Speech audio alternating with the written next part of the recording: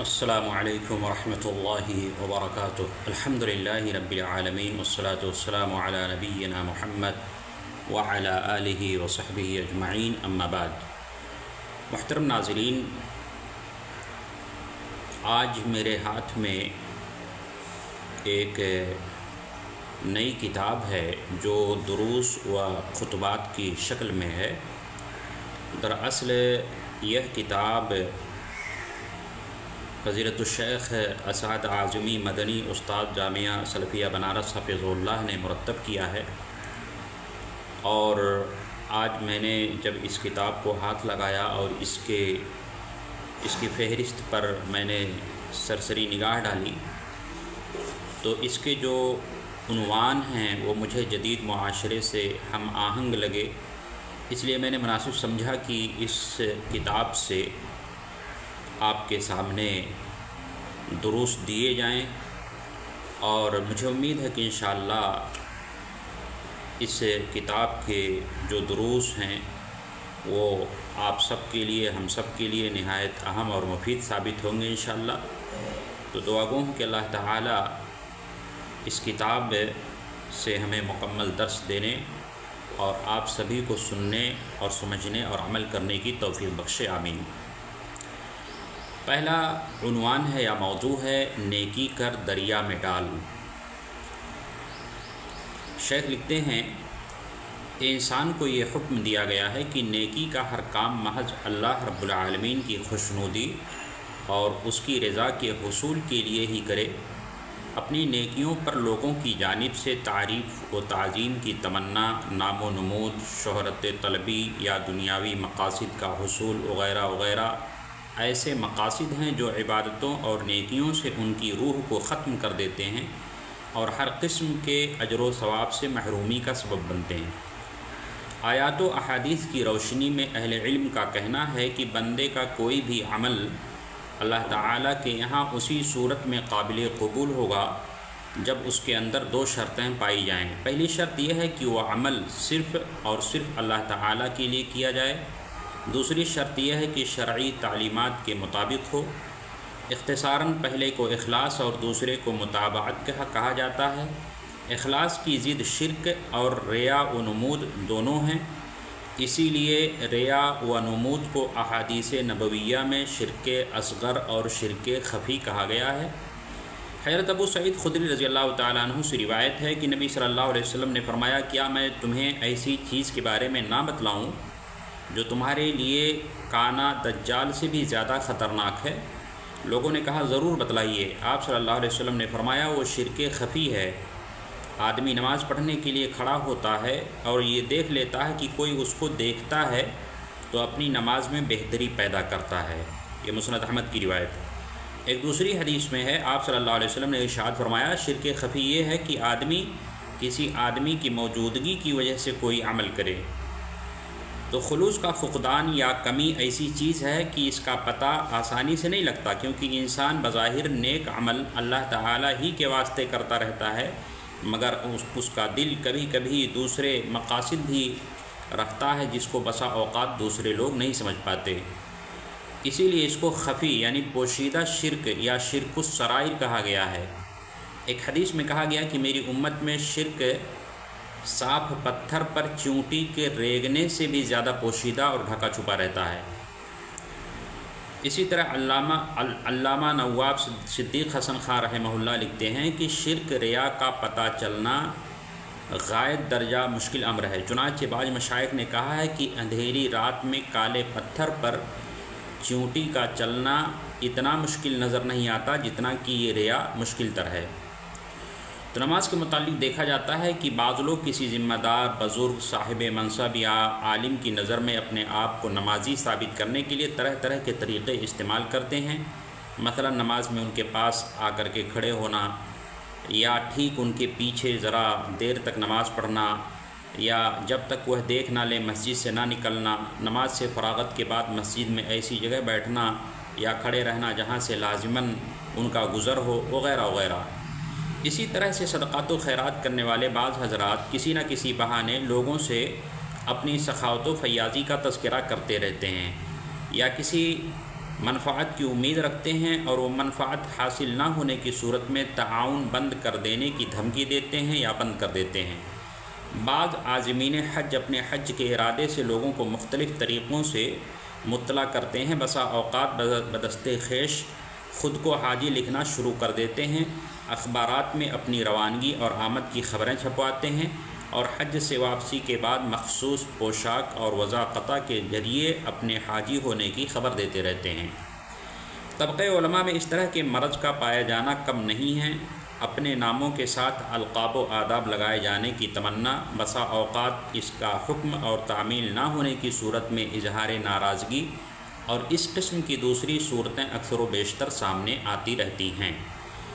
جو حدیثیں ذکر کی گئیں اور اس مفہوم کی دوسری احادیث ایسے تمام لوگوں کی تنبیہ کے لیے کافی ہیں۔ اس مناسبت سے کچھ اور حدیثیں ذکر کرنا مناسب معلوم ہوتا ہے۔ حدیث کی متعدد کتابوں کو محدثین کرام نے حضرت عمر رضی اللہ تعالیٰ عنہ سے مروی اس حدیث سے شروع کیا ہے، جس کے ابتدائی الفاظ یہ ہیں: انما الاعمال بالنیات، یعنی تمام عملوں کا دار و مدار نیتوں پہ ہے۔ ہر شخص کو اس کی اچھی یا بری نیت کے مطابق اچھا یا برا بدلہ ملے گا۔ بس جس کی ہجرت اللہ اور اس کے رسول کے لیے ہوگی، اس کی ہجرت اللہ اور اس کے رسول کی طرف سمجھی جائے گی، اور جس نے دنیا حاصل کرنے کے لیے یا کسی عورت سے نکاح کرنے کی غرض سے ہجرت کی تو اس کی ہجرت انہی مقاصد کے لیے ہوگی۔ حضرت ابو ہریرہ رضی اللہ تعالیٰ عنہ سے نبی صلی اللہ علیہ وسلم کا یہ فرمان مروی ہے، اللہ تعالیٰ نے فرمایا: میں تمام شریکوں کے مقابلے میں شرک سے سب سے زیادہ بے نیاز ہوں۔ جو کوئی ایسا عمل کرے جس میں وہ میرے ساتھ میرے علاوہ کسی اور کو بھی شریک کرے تو میں اس کو اس کے شرک سمیت چھوڑ دیتا ہوں۔ صحیح مسلم کی روایت ہے۔ اسی طرح حضرت جندب بن عبداللہ رضی اللہ عنہ سے روایت ہے کہ نبی صلی اللہ علیہ وسلم نے ارشاد فرمایا: جو شخص دکھلاوے کے لیے کوئی عمل کرتا ہے تو اللہ تعالیٰ قیامت کے دن اسے رسوا کرے گا، اور جو کوئی نیک عمل لوگوں کی نظروں میں بڑا بننے کے لیے کرتا ہے تو اللہ تعالیٰ اس کے چھپے عیبوں کو لوگوں کے سامنے ظاہر کر دے گا۔ حضرت ابو ہریرہ رضی اللہ تعالیٰ عنہ سے ہی ایک طویل حدیث میں مروی ہے کہ قیامت کے دن سب سے پہلے جن تین لوگوں کو جہنم رسید کیا جائے گا، ان میں ایک عالم، ایک دولت مند اور ایک مجاہد ہوگا۔ عالم نے اپنے کو مولانا اور حافظ و قاری کہلوانے کے لیے علم سیکھا تھا۔ دولت مند اپنے کو سخی اور فیاض مشہور کرانے کے لیے صدقات و خیرات کیا کرتا تھا،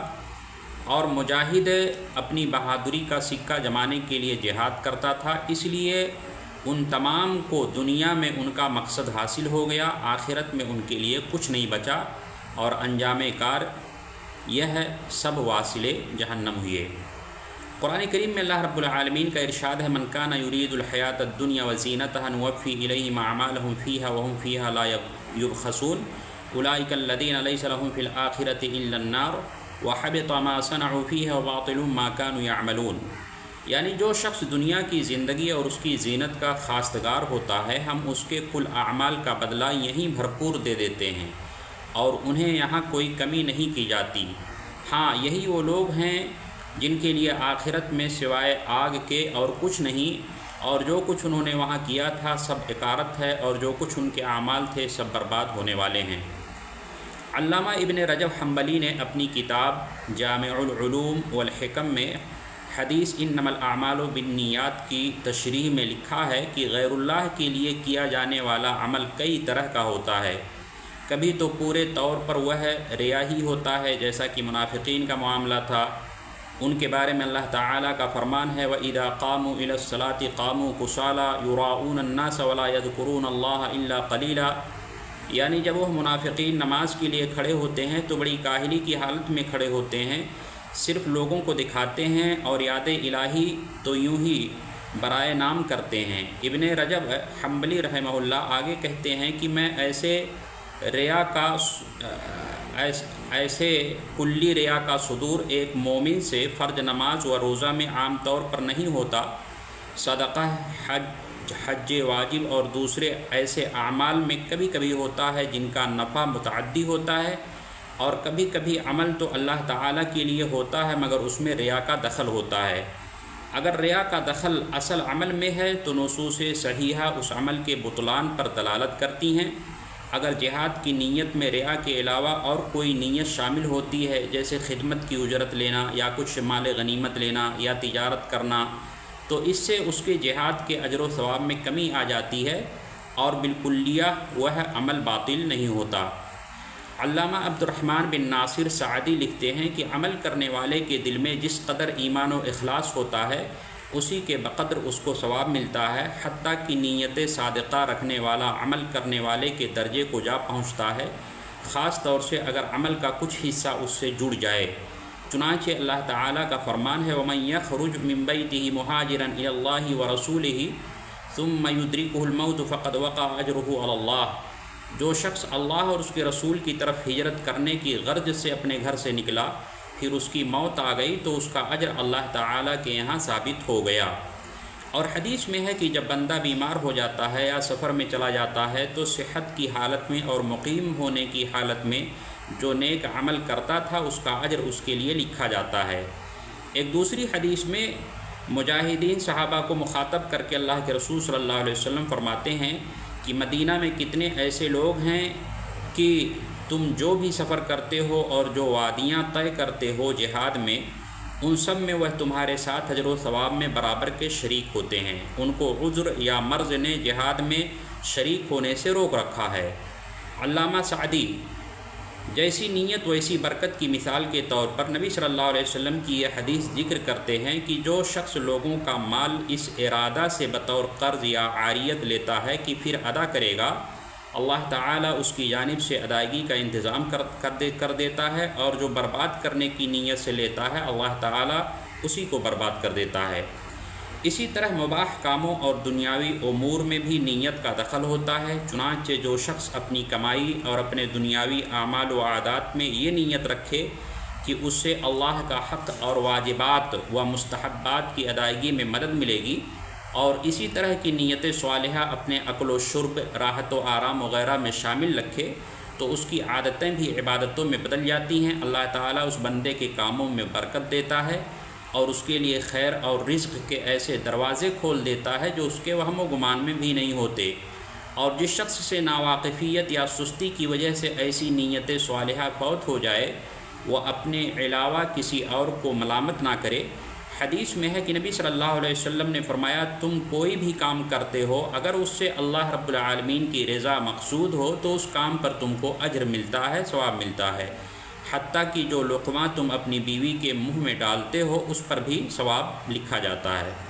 ان احادیث مبارکہ سے معلوم ہوا کہ انسان اگر اپنی نیت درست رکھے، خلوص و للہیت اور صدق دل سے کام میں لگا رہے اور اللہ رب العالمین کی رضا و خوشنودی کو ہمیشہ پیش نظر رکھے تو عبادات ہی کیا اس کا ہر کام اس کو اجر و ثواب سے ہمکنار کرتا ہے، اور عذر کی وجہ سے عمل نہ کرنے کی صورت میں بھی اسے عامل ہی مانا جاتا ہے۔